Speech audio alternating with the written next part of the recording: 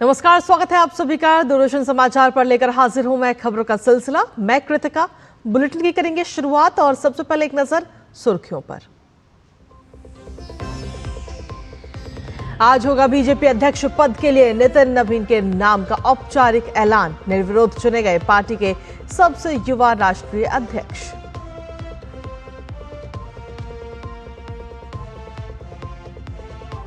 पश्चिम बंगाल में चल रही एसआईआर की विशेष निगरानी आज से होगी शुरू।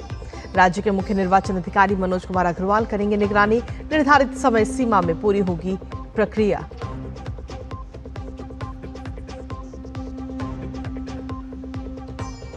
दावोस में चल रहा विश्व आर्थिक मंच की बैठक में कई अहम मुद्दों पर चर्चा जारी। भारत दर्ज करा रहा है मजबूत उपस्थिति। बैठक के पहले ही दिन भारत ने हासिल किया करोड़ों रुपए का निवेश।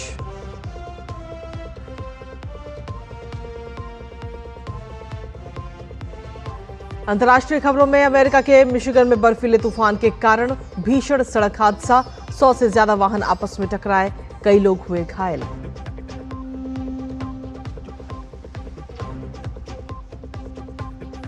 और खेल की खबरों में खेलो इंडिया विंटर गेम्स 2026 आज से लेह में होंगे शुरू।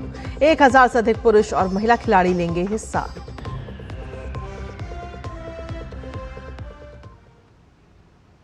तो ये थी प्रमुख सुर्खियां और अब बात खबरों में विस्तार से, जहां आज भारतीय जनता पार्टी के नए राष्ट्रीय अध्यक्ष के नाम की आधिकारिक घोषणा की जाएगी।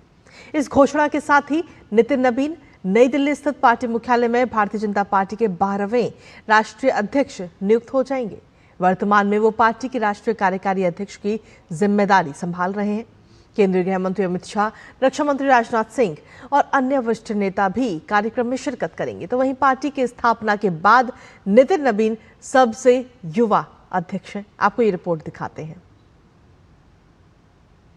भाजपा के राष्ट्रीय अध्यक्षों की सूची में अटल बिहारी वाजपेयी, राजनाथ सिंह, नितिन गडकरी, अमित शाह और जेपी नड्डा जैसे दिग्गज नाम शामिल रहे हैं। अब इस सूची में नितिन नवीन का नाम जुड़ने जा रहा है, जो पार्टी के लिए पीढ़ीगत बदलाव का संकेत भी माना जा रहा है। 5 बार के विधायक और पार्टी के राष्ट्रीय कार्यकारी अध्यक्ष नितिन नवीन का सोमवार को औपचारिक रूप से राष्ट्रीय अध्यक्ष पद के लिए नामांकन हुआ। बतौर भाजपा अध्यक्ष नितिन नवीन की ताजपोशी सिर्फ एक पद परिवर्तन नहीं, बल्कि भाजपा के भीतर नेतृत्व के नए अध्याय की शुरुआत मानी जा रही है। बहुत ही यंग लीडरशिप को पूर्वी भारत से पार्टी का दायित्व संभालने का मौका मिल रहा है। मुझे लगता है कि आदरणीय प्रधानमंत्री जी का जो आगे आने वाले समय में लक्ष्य है, पूर्वी भारत की ग्रोथ इंजन के रूप में काम करना। ये पूरे देश के राजनीतिज्ञों को, राजनीतिक पार्टियों को एक संदेश गया है कि भारतीय जनता पार्टी ही है जो फर्श से अर्श तक कार्य करता जाता है। जो हमारी प्रक्रिया है वो बिल्कुल पूरी तरह से डेमोक्रेटिक है, लोकतांत्रिक है। बूथ स्तर से शुरू होकर विभिन्न स्तर से, जिला स्तर से, प्रदेश स्तर से और यहाँ आज राष्ट्रीय स्तर में हमारा अंतिम जो हम लोकतंत्र की पर्व कहते हैं, सबसे बड़ा इतिहास में यहाँ हो रहा है। नितिन नवीन जी को पार्टी ने राष्ट्रीय अध्यक्ष चुनने का निर्णय लिया। ये भाजपा के लिए तो गर्व का विषय है ही, भारत के लिए भी है। जैन जी के लिए नरेंद्र मोदी जी ने एक बड़ा संदेश दिया है और भाजपा ने संदेश दिया है कि आइए राजनीति में। राजनीतिक सफर की बात करें तो नितिन नवीन ने कम उम्र में ही राजनीति में प्रवेश किया और पहली बार 2006 में पटना पश्चिम विधानसभा क्षेत्र से बिहार विधानसभा के लिए निर्वाचित हुए। 2010 से वे लगातार बांकीपुर विधानसभा क्षेत्र से निर्वाचित होते रहे हैं और 2010, 2015, 2020 और 2025 में जीत हासिल कर लगातार 5 बार विधायक चुने गए। बिहार सरकार में कैबिनेट मंत्री के रूप में सड़क निर्माण, शहरी विकास एवं आवास और कानून जैसे महत्वपूर्ण विभाग भी वे संभाल चुके हैं। सिक्किम और छत्तीसगढ़ जैसे राज्यों में महत्वपूर्ण संगठनात्मक जिम्मेदारियां भी उन्हें सौंपी गई और आखिरकार उन्हें राष्ट्रीय कार्यकारी अध्यक्ष के रूप में बड़ी जिम्मेदारी मिली। मंगलवार को बीजेपी में नए अध्यक्ष के रूप में नितिन नवीन की ताजपोशी तय है। ऐसे में युवा नेतृत्व, जमीनी राजनीति के अनुभव के जरिए बीजेपी में नितिन नवीन का राष्ट्रीय अध्यक्ष बनना संगठनात्मक भविष्य के लिए बेहद अहम माना जा रहा है। 45 साल की बीजेपी और 45 साल का नया अध्यक्ष नितिन नवीन ही होंगे, क्योंकि नॉमिनेशन सिर्फ नितिन नवीन का ही किया गया है। ऐलान मंगलवार को औपचारिक तौर पर तब किया जाएगा जब प्रधानमंत्री नरेंद्र मोदी की मौजूदगी में बीजेपी दफ्तर पर एक भव्य अभिनंदन कार्यक्रम भी आयोजित किया जा रहा है। कैमरामैन मुकेश और अपने सहयोगी कुमार दत्ता, शैलेंद्र मिश्र के साथ राजेश राज, डीडी न्यूज, दिल्ली। वहीं पश्चिम बंगाल के मुख्य निर्वाचन अधिकारी ने कहा है कि मतदाता सूची के विशेष गहन पुनरीक्षण यानी SIR की प्रक्रिया चुनाव आयोग द्वारा निर्धारित समय सीमा यानी 14 फरवरी तक पूरी हो जाएगी और सुनवाई के दौरान विभिन्न जिलों से कई हिंसक घटनाओं की खबरें भी आई हैं, लेकिन अधिकारियों का दावा है कि SIR का काम बाधित नहीं हुआ है। चुनाव आयोग को भेजी गई साप्ताहिक रिपोर्ट में SIR सुनवाई से संबंधित सभी घटनाओं का विस्तृत विवरण प्रस्तुत किया गया। उस रिपोर्ट की समीक्षा के बाद आयोग ने राज्य के मुख्य निर्वाचन अधिकारी मनोज कुमार अग्रवाल को तत्काल दिल्ली बुलाया, जिसके बाद एक लंबी बैठक हुई। आयोग के सूत्रों ने बताया कि चर्चा राज्य में SIR प्रक्रिया के सुचारू कार्यान्वयन और स्वतंत्र एवं निष्पक्ष चुनाव सुनिश्चित करने पर केंद्रित थी। इस दौरान आगामी 2026 विधानसभा चुनावों के लिए सुरक्षा व्यवस्था, बूथ बुनियादी ढांचे और प्रबंधन प्रक्रियाओं पर भी चर्चा हुई। राज्य में चल रही प्रक्रिया की विशेष निगरानी आज से शुरू होगी, जिसकी देखरेख मुख्य निर्वाचन अधिकारी मनोज कुमार अग्रवाल स्वयं करेंगे।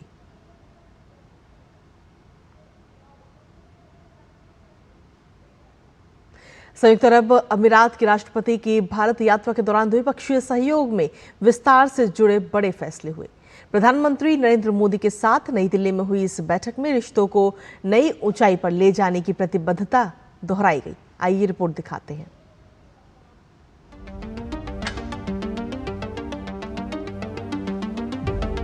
संयुक्त अरब अमीरात के राष्ट्रपति मोहम्मद बिन जायद का भारत दौरा भले ही संक्षिप्त रहा हो, लेकिन इसमें मजबूत द्विपक्षीय सहयोग से जुड़े बड़े फैसले हुए।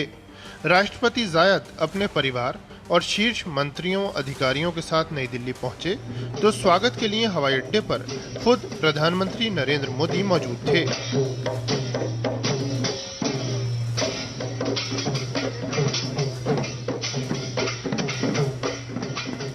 पीएम आवास पर हुई बैठक में द्विपक्षीय सहयोग से जुड़े बड़े निर्णय किए गए। रणनीतिक रक्षा साझेदारी फ्रेमवर्क को अंतिम रूप देने, अंतरिक्ष उद्योग विकास और वाणिज्यिक सहयोग पहल, गुजरात के धोलेरा में विशेष निवेश क्षेत्र का विकास और खाद्य व्यापार सहयोग के लिए गुणवत्ता मानक निर्धारण में सहयोग पर सहमति बनी। ऊर्जा आपूर्ति से जुड़े बड़े कदम के तौर पर यूएई से भारत के लिए 5 लाख मीट्रिक टन प्रतिवर्ष LNG आपूर्ति का फैसला हुआ। ये समझौता 10 वर्षों के लिए है। अब यूएई भारत को LNG आपूर्ति करने वाला दूसरा सबसे बड़ा देश बन गया है। भारत में सुपर कंप्यूटिंग क्लस्टर की स्थापना, 2032 तक द्विपक्षीय व्यापार को दोगुना करने का लक्ष्य, द्विपक्षीय नागरिक परमाणु सहयोग को बढ़ावा, गुजरात के गिफ्ट सिटी में यूएई कंपनियों के कार्यालय और परिचालन, डिजिटल डेटा दूतावास की स्थापना की संभावनाओं का पता लगाना और अबू धाबी में हाउस ऑफ इंडिया की स्थापना की घोषणा इस दौरे की उपलब्धियां रहीं। साझा वक्तव्य में दोनों नेताओं ने आतंक के सभी रूपों और अभिव्यक्तियों की निंदा की। साथ ही कहा कि आतंक का वित्त पोषण, उसकी योजना बनाने, समर्थन करने या आतंकी वारदात अंजाम देने वालों को किसी देश को सुरक्षित पनाह नहीं देनी चाहिए। पश्चिम एशिया के हालात की चर्चा करते हुए दोनों नेताओं ने शांति स्थिरता का समर्थन किया। पीएम ने अतिथि राष्ट्रपति को गुजरात का शाही नक्काशीदार लकड़ी का झोला भेंट किया। राष्ट्रपति जायद और शेखा फातिमा बिनते मुबारक को अलंकृत चांदी के डिब्बे में पश्मीना शॉलें भी उपहार में दी गईं। शेख फातिमा को कश्मीरी केसर भी भेंट किया गया। Bureau report, DD news.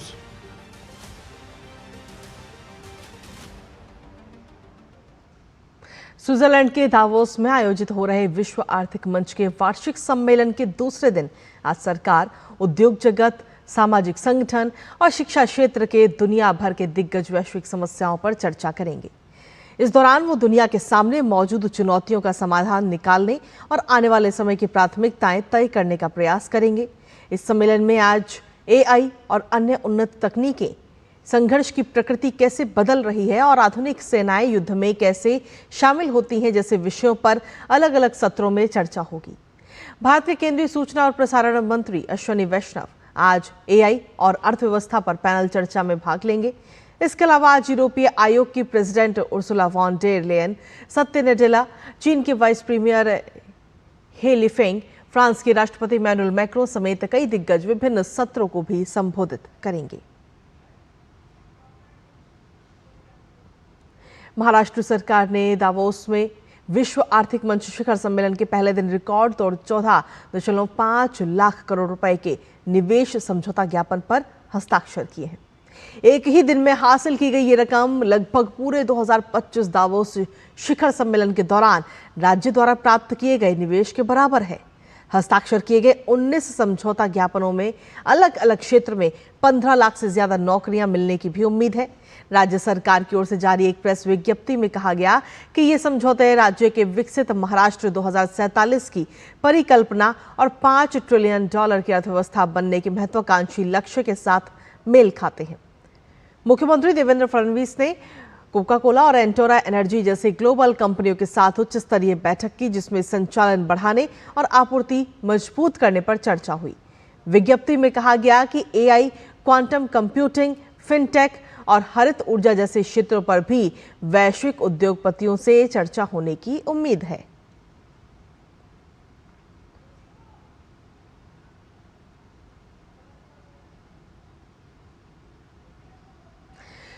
तो आपको बता दें कि विश्व आर्थिक मंच, जहां महाराष्ट्र को ये रिकॉर्ड निवेश मिला है, 14.5 लाख करोड़ रुपए का ये निवेश समझौता ज्ञापन पर हस्ताक्षर हुए और 2025 सम्मेलन के दौरान प्राप्त किए गए कुल निवेश के बराबर है, जिसे रिकॉर्ड निवेश के तौर पर देखा जा रहा है। कुल मिलाकर हम देखें तो 19 समझौता ज्ञापनों पर हस्ताक्षर किए गए हैं इस दौरान, जिसके बाद में अब 15 लाख से ज्यादा नौकरियां मिलने की भी उम्मीद इसके जरिए जताई जा रही है। साथ ही विकसित महाराष्ट्र 2047 की जो परिकल्पना है, उसका भी लक्ष्य पूरा करने में ये काफी मदद करेगी। $5 ट्रिलियन की अर्थव्यवस्था बनने का जो लक्ष्य रखा गया है भारत की तरफ से, उसको भी ये पूरा करने में सक्षम। लेकिन इसके साथ ही वैश्विक आर्थिक सुस्ती के बीच भारत की रफ्तार भी लगातार मजबूत बनी हुई है। अंतर्राष्ट्रीय मुद्रा कोष ने भारत के बेहतर प्रदर्शन को देखते हुए वित्त वर्ष 2025-26 के लिए आर्थिक वृद्धि दर का अनुमान बढ़ाकर 7.3% कर दिया है, जो उसके पिछले अनुमान से 0.7% अंक ज्यादा है।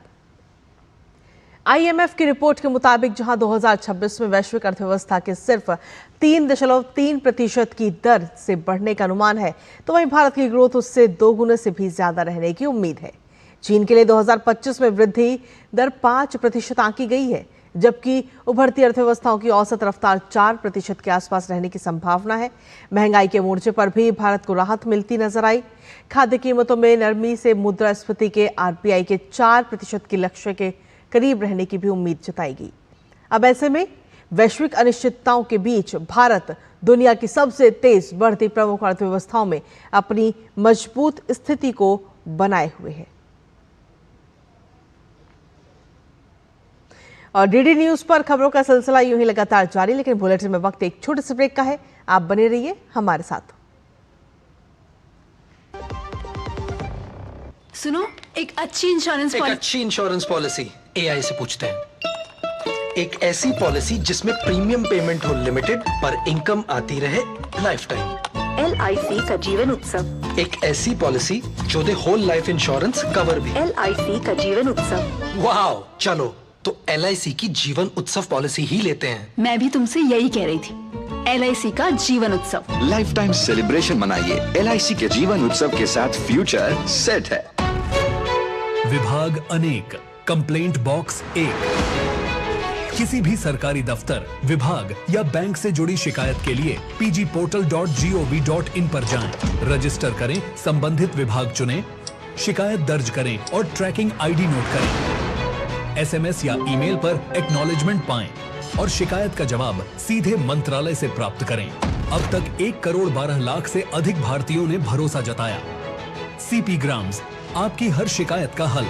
अभी शिकायत दर्ज करें pgportal.gov.in। टिंग टिंग, आपके लिए एक फेस्टिवल ऑफर है। QR कोड स्कैन करो, UPI पिन डालो और 10,000 रुपए आपके बैंक अकाउंट में। पिन डालूंगा तो पैसा खट से आएगा नहीं, झट से कट जाएगा। मैं मूर्ख नहीं हूँ। आलिया, UPI कहता है UPI पिन पैसे भेजने के लिए होता है, पाने के लिए नहीं। इस बात को याद रखें और कहें, मैं मूर्ख नहीं।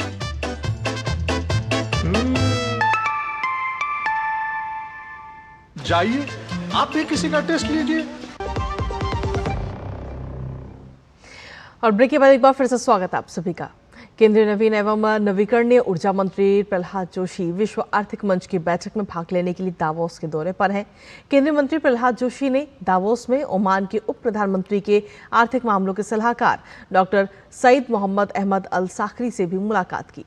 सोशल मीडिया प्लेटफॉर्म एक्स पर प्रहलाद जोशी ने बताया कि बैठक के दौरान उन्होंने शुष्क और रेगिस्तानी परिस्थितियों में भी नवीकरणीय ऊर्जा, सौर ऊर्जा, पवन ऊर्जा, हरित हाइड्रोजन और ऊर्जा भंडारण को बड़े पैमाने पर विकसित करने की भारत की क्षमता पर प्रकाश डाला, जो वैश्विक निवेशकों के लिए मजबूत अवसर प्रदान करती है। प्रहलाद जोशी ने कहा कि चर्चा सौर पैनल, इलेक्ट्रोलाइजर और हरित हाइड्रोजन के निर्माण और निर्यात के अवसरों पर संयुक्त सहयोग पर केंद्रित रही। वहीं प्रधानमंत्री नरेंद्र मोदी ने सत्ता में आने के बाद लंबित परियोजनाओं के काम में तेजी लाने और उन्हें जल्द से जल्द पूरा करने के लिए प्रगति नाम से एक पहल की शुरुआत की थी और इसका मकसद था प्रोजेक्ट्स में देरी की वजहों का पता लगाकर उसका समाधान निकालना। इस पहल की 50 बैठकें हो चुकी हैं और 85 लाख करोड़ की 3300 से ज्यादा परियोजनाओं को जल्द पूरा भी किया गया। प्रगति की ये पहल कैसे कमाल कर रही है, इसी पर हम एक सीरीज चला रहे हैं जिसका नाम है प्रगति एट 50, विकास को गति।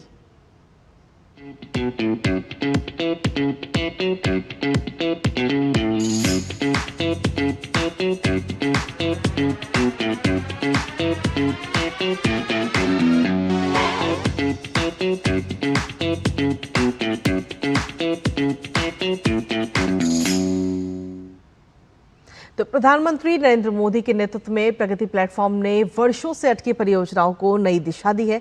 बिहार का पटना गंगा रेल सह सड़क पुल जेपी सेतु इसका सशक्त उदाहरण है, जिसने उत्तर और दक्षिण बिहार को जोड़कर विकास को रफ्तार दी है। आइए ये रिपोर्ट आपको दिखाते हैं। प्रधानमंत्री नरेंद्र मोदी के नेतृत्व में प्रगति यानी proactive governance and timely implementation platform ने उन परियोजनाओं को नई गति दी है जो वर्षों तक फाइलों, प्रक्रियाओं और जमीनी अड़चनों में उलझी रहीं। बिहार में इसका सबसे सशक्त उदाहरण है पटना गंगा रेल सह सड़क पुल, जिसे लोग आज सम्मान से जेपी सेतु कहते हैं। ये परियोजना न केवल एक इंजीनियरिंग उपलब्धि है, बल्कि प्रगति आधारित शासन द्वारा किए गए प्रभावी कार्यान्वयन की जीवंत मिसाल भी है। इस महत्वाकांक्षी परियोजना को वर्ष 2001 में मंजूरी मिली और 2002 में निर्माण कार्य शुरू हुआ, लेकिन जल्द ही जमीन अधिग्रहण, मुआवजा भुगतान और प्रशासनिक स्वीकृतियों से जुड़ी जटिलताओं के कारण काम रुक गया। लगभग 13 वर्षों तक ये परियोजना ठप पड़ी रही और 2015 तक कोई ठोस प्रगति नहीं हो सकी। इसी दौरान प्रधानमंत्री नरेंद्र मोदी की पहल पर इस परियोजना को प्रगति प्लेटफॉर्म पर लाया गया। उच्च स्तरीय समीक्षा, स्पष्ट निर्देशों और केंद्र राज्य समन्वय के बाद बाधाओं को एक एक कर दूर किया गया, जिसके परिणाम स्वरूप परियोजना ने तेजी पकड़ी और 4 मार्च 2022 को ये ऐतिहासिक पुल बनकर तैयार हो गया। करीब 3,774 करोड़ रुपए की लागत से बने इस पुल ने केवल गंगा पर एक नया मार्ग ही नहीं दिया, बल्कि उत्तर और दक्षिण बिहार को स्थायी रूप से जोड़ दिया। लगभग 4.5 किलोमीटर लंबे इस रेल सह सड़क पुल में 123 मीटर के 36 स्पैन हैं, जिन्हें आधुनिक ट्रस गर्डर तकनीक से तैयार किया गया है। पुल के निचले डेक पर रेल परियोजना और ऊपरी डेक पर सड़क यातायात की व्यवस्था इसे देश के चुनिंदा बहुउद्देशीय पुलों में शामिल करती है। आज इस पुल से रोजाना हजारों वाहन और लगभग 50 ट्रेनें गुजरती हैं। पहले यात्रियों और मालगाड़ियों को 120 से 150 किलोमीटर तक का अतिरिक्त चक्कर लगाना पड़ता था और सड़क यातायात पूरी तरह महात्मा गांधी सेतु पर ही निर्भर था, जिससे वहां भारी जाम लगता था। जेपी सेतु के निर्माण से यात्रा समय और ईंधन की बड़ी बचत हुई। आज पटना गंगा रेल सह सड़क पुल उत्तर और दक्षिण बिहार की लाइफलाइन बन चुका है। पटना गंगा रेल सह रोड ब्रिज प्रोजेक्ट 5 नवंबर 2001 को सैंक्शन हुआ था। इसका निर्माण कार्य साल 2002 में शुरू हुआ। हालांकि जमीन अधिग्रहण से जुड़ी कई समस्याएं थीं। साल 2015 में माननीय प्रधानमंत्री जी की पहल से प्रगति प्लेटफॉर्म पर इस प्रोजेक्ट को लाया गया। इसके बाद काम में काफ़ी तेजी आई। साल 2022 में ये काम पूरा हुआ। आज इस 4.5 किलोमीटर के रेल कम रोड ब्रिज से औसतन 50 ट्रेनों का प्रतिदिन परिचालन हो रहा है। उत्तर और दक्षिण बिहार के बीच की दूरियां घट गई हैं और लाखों यात्रियों को इसका सीधा लाभ मिला है। ये परियोजना साबित करती है कि प्रगति केवल समीक्षा मंच नहीं बल्कि ठोस निर्णय और जमीन पर दिखने वाले विकास का प्रभावी मॉडल है। प्रधानमंत्री नरेंद्र मोदी के नेतृत्व में लिए गए निर्णयों का लाभ आज पूरे बिहार को मिल रहा है, जहां अधूरी योजनाएं अब विकास की पहचान बन चुकी हैं।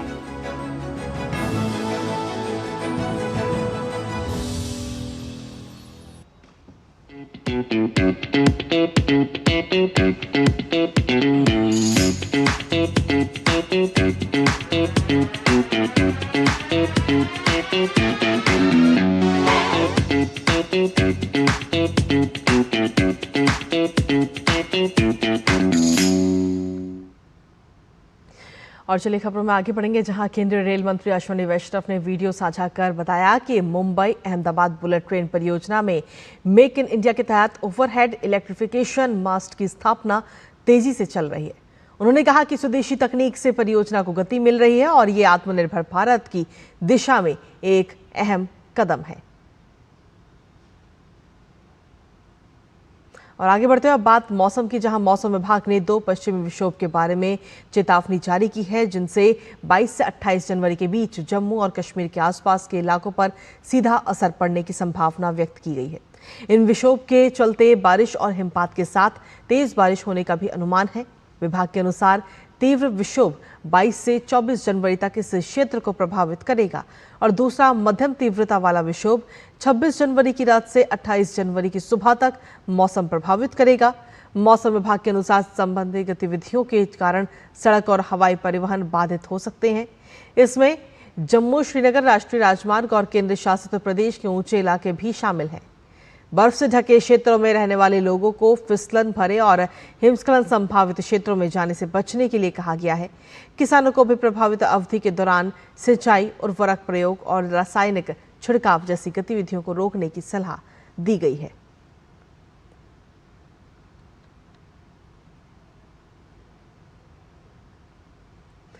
उत्तर प्रदेश के मुरादाबाद में नगर निगम ने रक्षा मंत्रालय के सहयोग से त्रिशूल डिफेंस म्यूजियम बनाया है, जिसे दुनिया की सबसे आधुनिक AI तकनीक से सुसज्जित किया गया है, ताकि सशस्त्र बलों के शौर्य का जीवंत अनुभव प्रदान किया जा सके। पर्यटक इस अत्याधुनिक म्यूजियम में जाकर युद्ध के दौरान की परिस्थितियों का जीवंत अनुभव ले सकेंगे।